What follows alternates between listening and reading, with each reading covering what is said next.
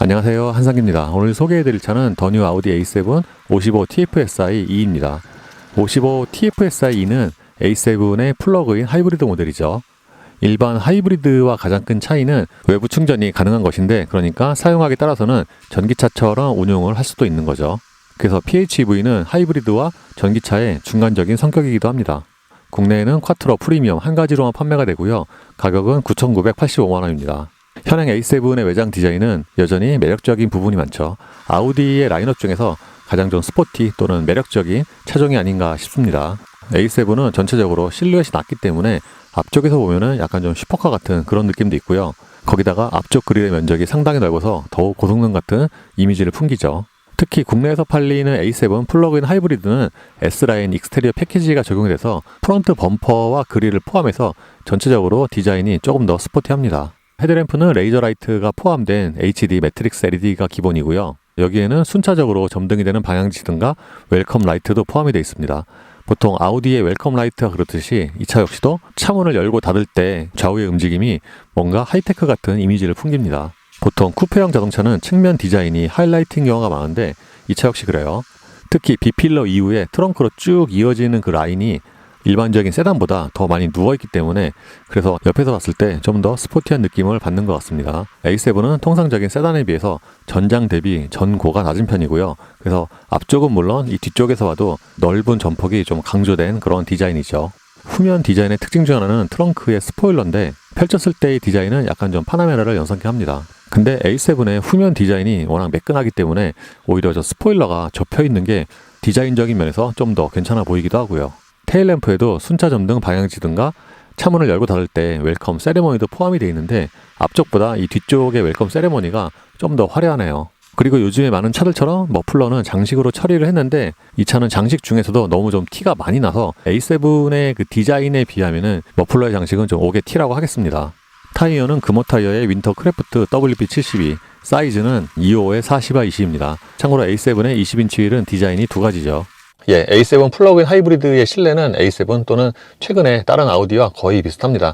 요즘에 아우디 보면은 거의 모든 라인업에 걸쳐서 비슷한 실내를 가져가고 있는데 이 차 역시 마찬가지고요. 그렇다 보니까 이제 각 모델 간에 좀 차별화가 좀 적긴 한데 내장재 같은 경우에는 꽤 좋아요. 그러니까 독일 3사 중에서 내장재가 같은 급끼리 비교했을 때 아우디가 가장 괜찮지 않나. 예를 들어서 대시보드 상단에 적용된 가죽만 만져봐도 좀 푹신하고, 그리고 이런 우드 같은 경우에도 진짜 나무의 느낌을 좀 잘 살린 그런 터치 같아요. 반면에 아우디는 여전히 실내에 하이그로시가 좀 많이 들어간 편이고요. 최근에 아우디는 듀얼 모니터를 사용을 하고 있죠. 그러니까 상단에는 인포테인먼트, 밑에는 공조장치 관련된 디스플레이를 두 개를 사용을 하고 있는데, 그렇다 보니까 우리가 주로 말하는 메인 모니터의 사이즈는 그렇게 크진 않아요. 반면에 공조장치의 액정은 또 굉장히 또 큰 편이죠. 지금 보시는 게 홈 화면이고요. 기본 3분할이고 여기서 안드로이드 오토와 전화 또는 내비게이션을 이렇게 한 번에 이동을 할 수가 있습니다.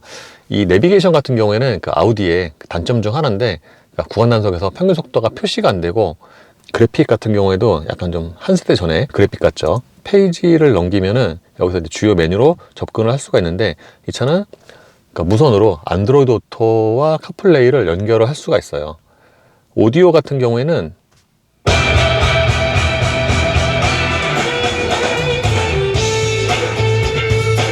이 차가 출력이 700W가 좀 넘는데 음질이 나쁜 건 아닌데, 최근에 시승했던 E클래스 비슷한 출력이거든요. 그거와 비교하면은 그 음질 차이가 좀 많이 나긴 합니다. 차량으로 들어가면은 여기서 주로 운전과 관련된 그 메뉴가 나오는데, 그러니까 가장 상단에 보시면 드라이브 셀렉트, 그러니까 여기서 효율과 승차감, 자동 다이내믹, 드라이브 모드 선택을 할 수가 있고, 물론 밑에 있는 그 버튼으로도 할 수가 있죠. 그리고 개별 설정으로 들어가면은 여기서 주행과 스티어링, 이거를 선택을 할 수가 있습니다. 차량 상태 같은 경우에는 이게 말 그대로 트릭 컴퓨터 화면이고요. 그러니까 계기판에서도 확인이 가능하지만 여기서도 확인이 가능하죠. 최근에 아우디 보면은 모니터 내 그래픽도 거의 비슷하게 사용을 하고 있는데, 이 차는 플러그인 하이브리드라서 이런 메뉴가 추가로 더 있습니다. 충전 및 효율에서는, 그러니까 이 차는 플러그인 하이브리드 외부 충전이 가능한 차라서 여기서 충전 모드를 이렇게 선택을 할 수가 있고요.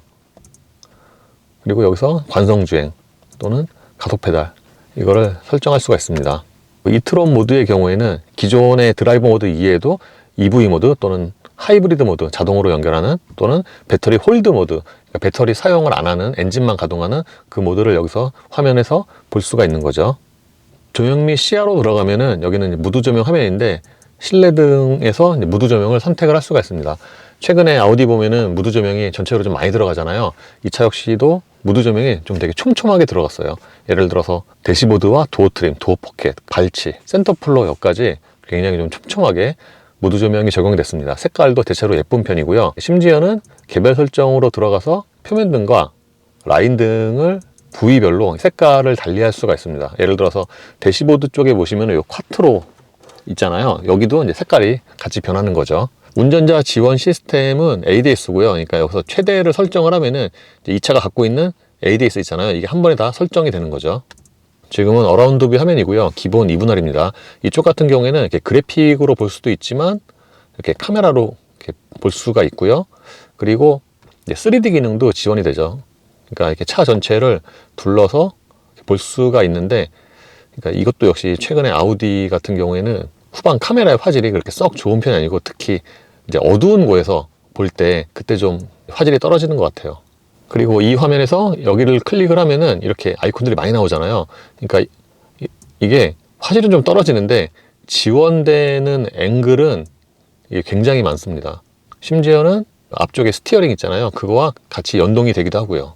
하단의 디스플레이는 주로 공조장치와 관련된 건데, 근데 이 상단에 보시면 EV라고 있잖아요. 그러니까 이거를 누르면은 이트론 모드로 바로 가는 거죠. 여기서는 이제 스포일러고요.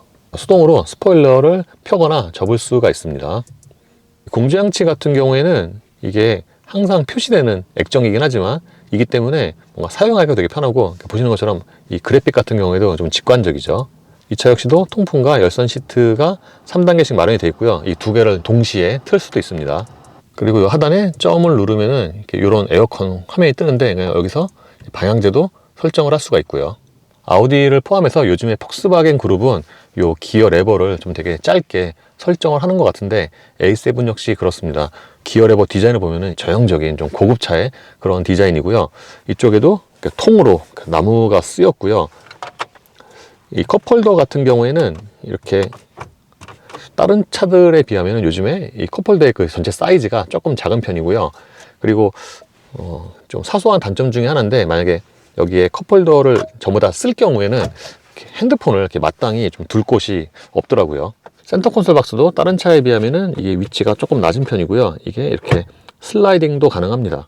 그리고 차 크기에 비하면은 센터 콘솔 박스의 크기는 좀 많이 작은 편이고요. 여기에 무선 충전 패드가 있고 USB 단자 C타입 여기 두 개가 있습니다. 차 사이즈에 비해서 운전대의 크기는 조금 작게 느껴지긴 하는데 A7이 라인업에서 좀 스포티한 그런 포지션이잖아요. 근데 그걸 비하면은 운전대의 디자인은 약간 좀 평범하지 않나 생각이 되고요. 요즘 차들에 비하면은 스포크에는 그 버튼이 그렇게 많지는 않죠. 운전대 조절은 전동이고요. 벤츠와 아우디는 계기판 디자인이 드라이브 모드와 연동은 안 되는데, 그래서 이렇게 모니터에서 계기판 디자인을 바꿀 수가 있죠. 근데 이게 플러그인 하이브리드라서 그런지 기존의 아우디 같은 경우에는 몇 가지가 있었잖아요. 근데 이 차는 지금 이게 한 가지밖에 없는 것 같아요. 다만 그러니까 좌측 다이얼을 회전 속도계, 파워미터 혼합식 이렇게 고를 수가 있고, 슈가 디스플레이로 들어가면은 그러니까 표시되는 정보를 이제 선택을 할 수가 있는 거고요. 그래서 계기판 디자인 같은 경우에는 최근에 다른 아우디처럼 12.3인치 풀 디지털이고요. 해상도도 꽤 좋은 편입니다. 좀 전에 말씀드린 것처럼 좌측 다이얼은 회전 속도계 또는 이렇게 파워미터 그리고 혼합식 이렇게 바꿀 수가 있고요. 요 가운데 부분에서는 그러니까 이 연비 같은 경우도 이 차가 PHEV라서 전기와 엔진을 따로 표시를 하죠. 그리고 이 화면에서 뷰를 누르면은 이렇게 전체 화면을 내비게이션으로 띄울 수도 있습니다.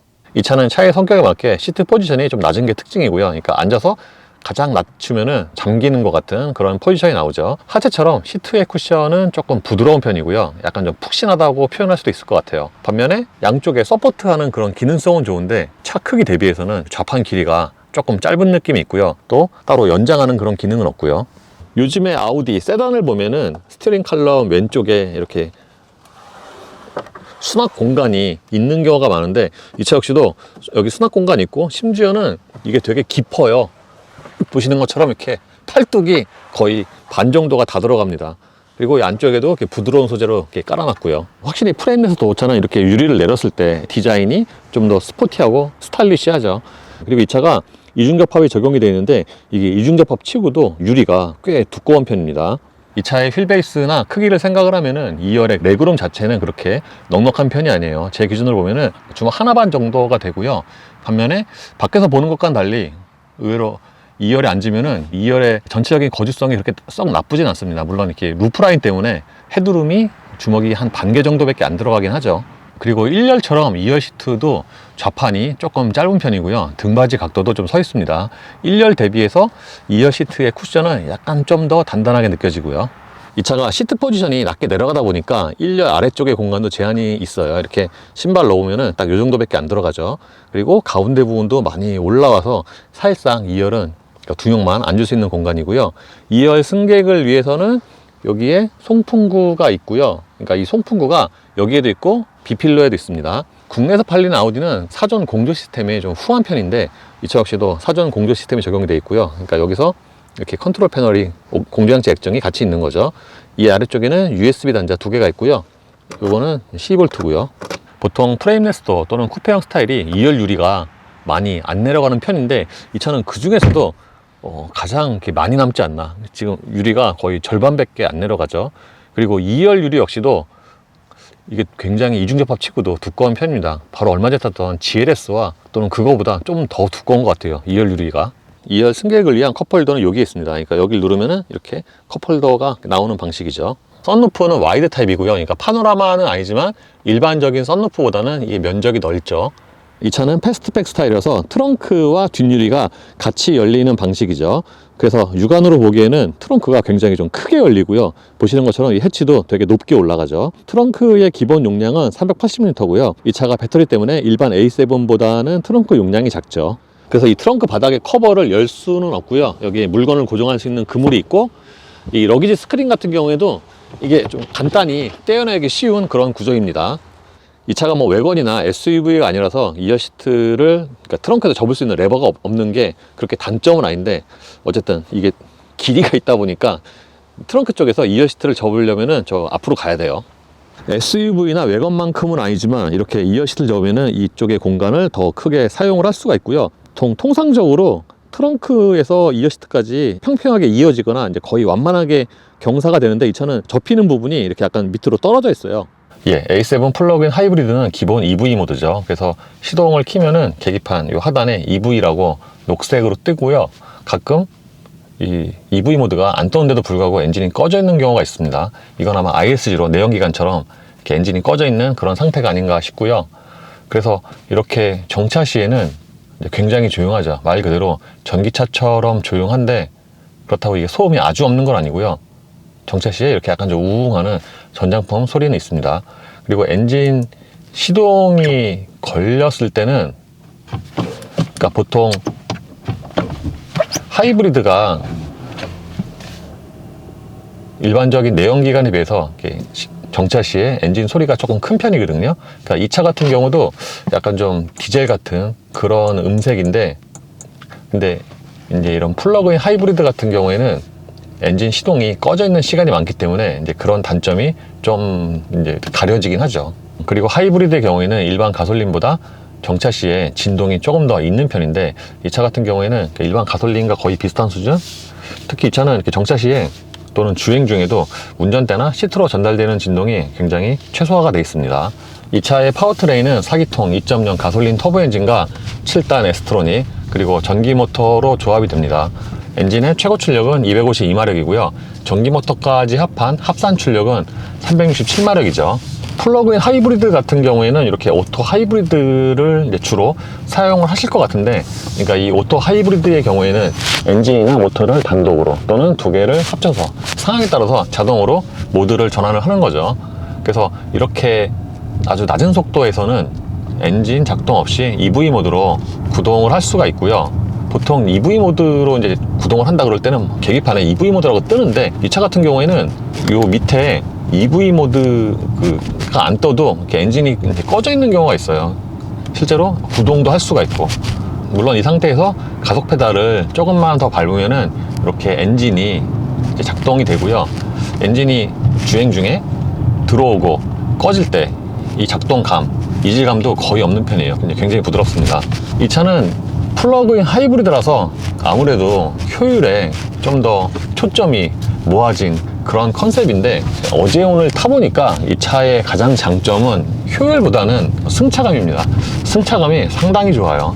기본적으로 하체가 좀 부드러운데 그냥 부드러운 게 아니라 좀 고급진 부드러움이고, 특히 저속에서는 둥실둥실하고 그렇거든요. 그게 약간 좀 에어 서스펜션 그런 비슷한 느낌도 나기도 합니다. 그래서 이 차는 주행에서는 가장 큰 장점이 승차감이고요. 특히 이렇게 부드러운 차는 부드러움으로 인해서 승차감을 떨어뜨릴 수 있는 자잘한 움직임이라든가 또는 뭐 롤 등등이 있을 수가 있는데, 이 차는 부드러우면서도 그런 게 굉장히 최소화가 되어 있습니다. 그래서 승차감에 굉장히 좋은 점수를 줄 수가 있어요. 회전 반경은 차체 크기나 휠베이스를 생각을 하면은 조금 큰 게 아닌가. 이 차가 물론 작은 차는 아닌데, 그럼에도 지금 제가 체크하는 거에서 여기를 거의 이제 굉장히 꽉 차게 돌아가니까, 그러니까 통상적으로 다른 차들을 시승했던 것과 비교해 보면은 이렇게 회전 반경은 조금 큰 게 아닌가 싶어요.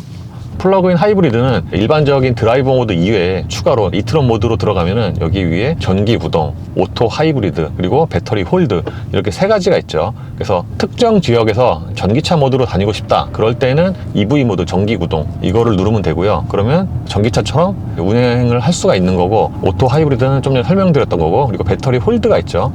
그러니까 배터리 홀드 같은 경우에는 현재 배터리 잔량을 보존하는 그런 모드인데, 지금 같은 상황 말고 퇴근해서 이제 거주 지역 또 뭐 집 근처 이쪽으로 들어갔을 때 이왕이면은 EV 모드로 다니는 게 좋잖아요. 배기가스 안 품고 사람들 있는 곳에서.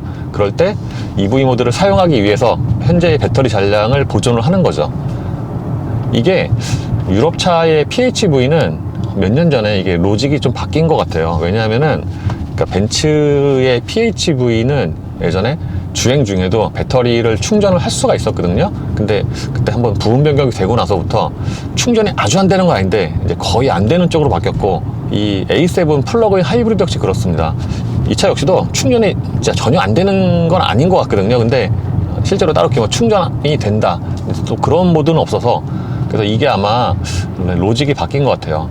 그냥 제 생각에는 그러니까 플러그인 하이브리드도 유럽의 기준에 전기차처럼 최대한 그렇게 사용을 해라, 약간 좀 이런 컨셉으로 바뀐 게 아닌가 생각이 듭니다. 그래서 주행 중에는 충전이 거의 안 된다고 보시면 되는데, 벤츠처럼 배터리 잔량이 완전히 떨어지면은 EV 모드가 또 작동이 하나도 안 되냐, 또 그건 아닌 것 같고요. 0이 돼도 조금 남아있는 것 같긴 합니다.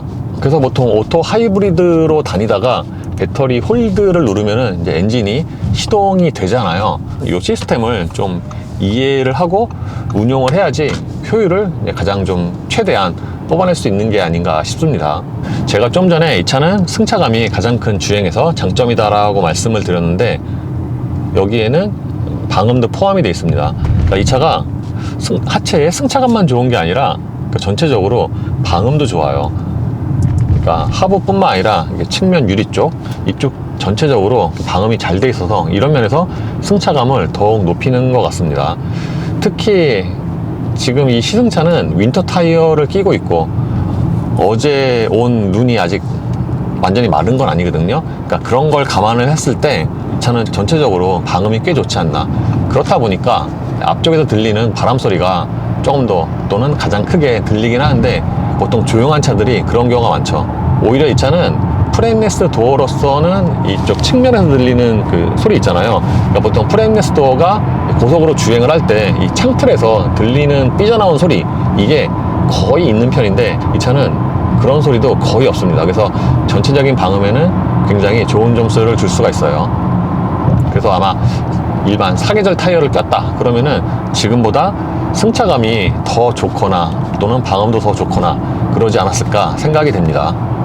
드라이브 모드는 효율과 승차감, 자동, 다이내믹이 있는데, 일반적으로 타고 다닐 때는 그냥 승차감이 가장 무난한 것 같은데, 실제로 이 차는 방금 말씀드린 그 드라이브 모드 아무거나 선택을 해도 딱히 뭐 승차감에 되게 크게 영향을 주거나 또는 뭐 답답하거나 그런 건 별로 없는 것 같아요.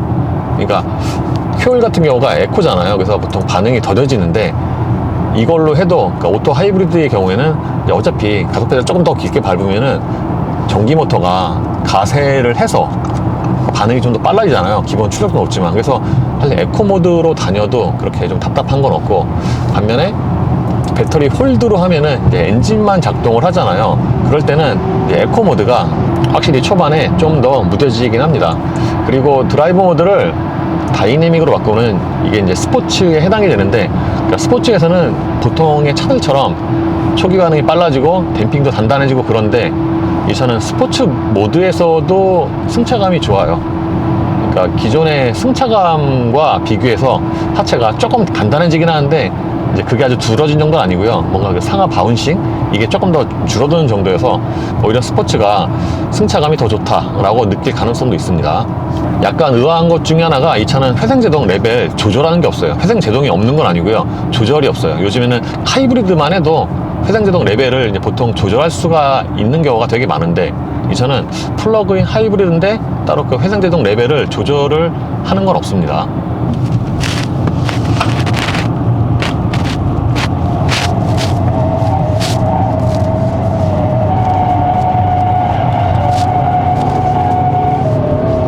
이 차는 회전할 때 자세가 정확히는 이제 운전석에서 그 느껴지는 차의 그 거동이 굉장히 스포티한데요. 밖에서 보면은 차가 좀 납작하잖아요. 딱 그거에 맞게, 그러니까 생긴 대로 코너를 돌아갈 때 앞이 이렇게 좀 쫙 깔리면서, 심지어는 이 차는 속도가 그렇게 높지 않은 상황 또는 컴포트에서도 이렇게 조금만 빨리 가속을 할 때 앞이 싹 부드럽게 안으로 좀 감기는 그런 모션이 있어서 플러그인 하이브리드라고 심심한 게 아니라 회전할 때도 이런 자세 또는 운전하는 재미가 있습니다. 그래서 회생 제동 같은 경우에는 따로 운전자가 레벨을 조절할 수 있는 건 없는데, 이게 차의 그 거리 있잖아요. 차간 거리. 이거에 따라서 회생 제동 레벨이 조절이 됩니다. 자동으로. 예를 들어서 지금 앞에 차가 있잖아요. 그러니까 이게 앞차와의 거리니까 지금 좀 가까워지니까 회생 제동이 이제 살짝 걸렸고, 그러니까 제 생각에는 회생 제동이 한 3단계 되는 것 같아요. 0, 1, 2. 그리고 더 가까워지면 좀 전보다 조금 더 세게 걸리고. 근데 이게 전기차처럼 물론 회생 제동이 이제 강한 건 아니고요. 그러니까 승차감을 이것도 떨어뜨리지 않을 정도로 그냥 부드럽게 걸리는 것 같아요. 회생 제동이.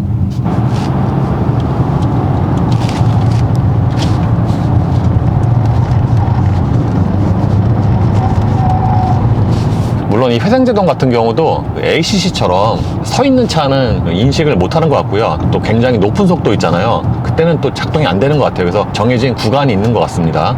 가속력 같은 경우에는 이 차가 2.0이잖아요. 가솔린 터보. 그래서 전기 모터가 있어도 그렇게 가속력 자체에 크게 인상적이진 않겠다 라고 생각을 했는데, 실제로는 또 꽤 빠릅니다. 그리고 이게 체감보다 실제 가속이, 그러니까 이 차가 좀 체감 가속이 낮아요. 그래서 오토 하이브리드 모드에서 풀 가속을 해도 뭔가 그 운전자가 느끼는 체감이 조금 밋밋해서 전기 모터가 있어도 별로 안 빠른가 했는데, 실제로는 꽤 빠릅니다.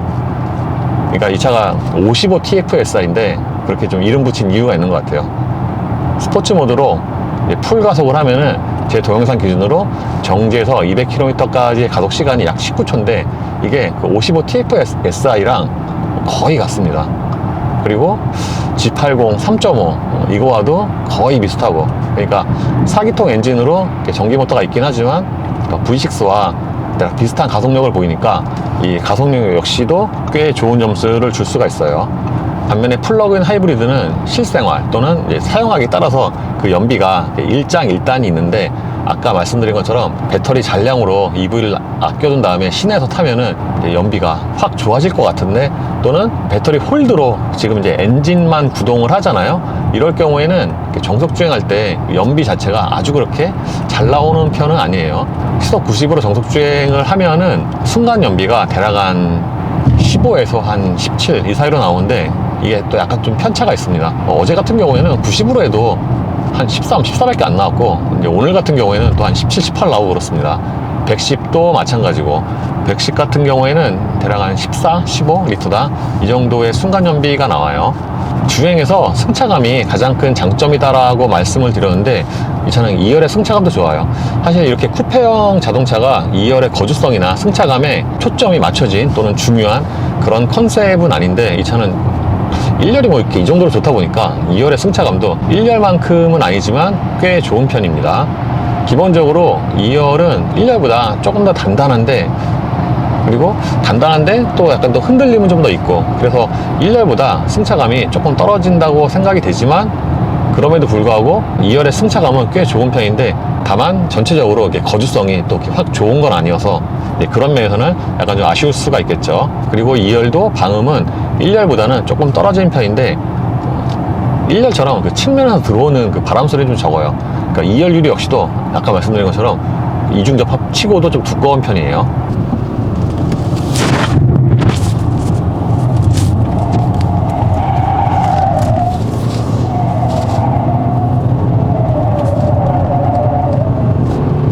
확실히 컴포트와 이런 다이내믹은 이제 거동의 차이가 좀 뚜렷하게 나네요. 컴포트 같은 경우에는 적당한 선에서 안쪽으로 감기고 끝났을 것 같은데, 다이내믹은 그거보다 좀 더 풀어져서 살짝 더 많이 돌아가잖아요. 소위 말해서 오버스티어 같이. 그래서 거동의 차이가 꽤 있습니다. 그래서 지금 같은 경우도 이게 앞차와 거리가 가까워지잖아요. 그러면은 이렇게 자연스럽게 회생 제동이 걸리는데, 그래서 전기차만큼은 아닌데 이제 이것도 약간 저 브레이크를 좀 덜 밟는데 도움이 되는 것 같아요. 그리고 하이브리드는 일반 내연기관보다 조용하다라는 인식이 있는데 맞는 말이긴 한데, 차급이나 또는 세팅에 따라 다르거든요. 그래서 이 차 같은 경우에는 전체적으로 방음이 잘 돼서 일반 내연기관보다 이제 당연히 조용하고요. 근데 통상적인 가솔린 엔진에 없는 그런 소리가 있죠. 예를 들어서 이렇게 천천히 가속을 하다가 이렇게 발을 떼면은 회생제동이 걸 때, 특히 이제 저속에서 좀 잘 들리는데 우웅 하는 그런 소리. 그러니까 이게 기존의 가솔린 차에서는 잘 못 듣던 소리라서 처음에는 그 소리가 좀 이질감이 있을 수가 있습니다. 아우디의 엑스트로닉도 시간이 가면서 점점 작동감이 좀 매끄러워지고 있는데, 이게 좋게 얘기하면은 토크 컨버터처럼 좀 부드러워진, 변속 충격이 없는 또는 승차감이 유리한 그런 세팅이고요. 아쉬운 점으로는 그러니까 예전에 비하면은 그런 좀 기계적인 그런 체결감, 이게 좀 떨어진다는 건데, 이 차 같은 경우에는 대략 이제 차 성격에 맞춰서 대략 그 중간적으로 세팅을 한 것 같아요. 그러니까 기본적으로 변속 충격이 별로 없는 건 맞는데, 이게 아주 저속에서 좀 가다서도 할 때, 그럴 때 이제 변속이 잦잖아요. 그럴 때 이제 가끔 가다가 앞쪽에서 이렇게 철컹하는 그 쇳소리 있잖아요. 그런 게 들려서 그런 점은 장점과 단점이 될 수가 있죠. 그리고 아까 말씀드린 것처럼 이 차는 고속으로 주행할 때 바람 소리가 당연히 가장 크게 들리긴 하는데, 어제 오늘 바람이 좀 많이 부는 걸 감안을 하면은 바람 소리 또는 풍전음도 꽤 적은 편이고, 그리고 아주 높은 속도로 가면은 직진성이 조금 흔들리거든요. 근데 이거는 아마 타이어 때문에 그런 것 같아요. 지금 국내에서 팔리는 폭스바겐 그룹의 시승차가 겨울에는 윈터 타이어, 윈터 크래프트 WP70 이거를 이제 동일하게 끼고 있는데, 그러니까 이 타이어 낀 차들이 거의 동일하게 고속으로 주행할 때 직진성이 조금 흔들리는 현상을 보이긴 합니다. 이번에 아우디 A7 플러그인 하이브리드를 타봤는데요. 처음에 말씀을 드린 것처럼 이 차는 승차감에서 강점이 있습니다. 그러니까 이 좀 나긋나긋한 승차감에서 뭔가 좀 기분이 되게 좋아지는 좀 그런 느낌이 있고, 그러니까 한마디로 좀 되게 편하죠. 보통 이런 승차감은 데일리카는 물론 장거리를 운행할 때도 이제 굉장히 편한데, 그런 점에서 플러그인 하이브리드지만 그 효율보다는 승차감 쪽에서 좀 더 높은 점수를 줄 수가 있습니다.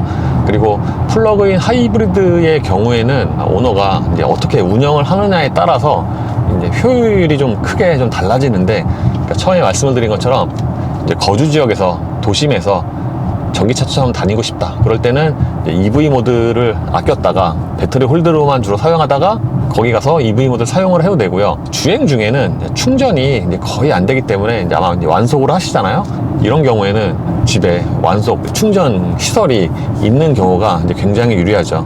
이게 1회 충전으로 가능한 주행거리가 50km가 안 돼서, 그러니까 예를 들어 만약에 오토 하이브리드 모드로 다니면은 배터리를 같이 사용을 하잖아요. 그래서 사실 이게 아무 생각 없이 그냥 오토 하이브리드 다 다니잖아요. 그러면은 어느 순간에 이 전기차로 가능한 주행거리가 쭉 떨어지는데, 그래서 이런 거를 좀 잘 파악을 해서 운용을 하시면은, 그러니까 이 차가 갖고 있는 그런 효율을 가장 잘 활용을 할 수가 있을 것 같아요.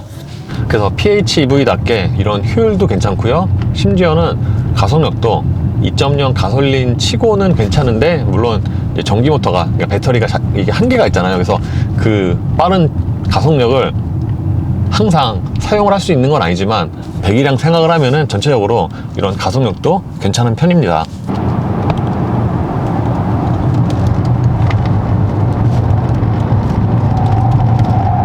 참고로 회생제동은 앞에 상황에 따라서 이제 걸린다고 말씀을 드렸는데, 다이내믹의 경우에는 그러니까 기본적으로 회생제동이 걸리는 것 같아요.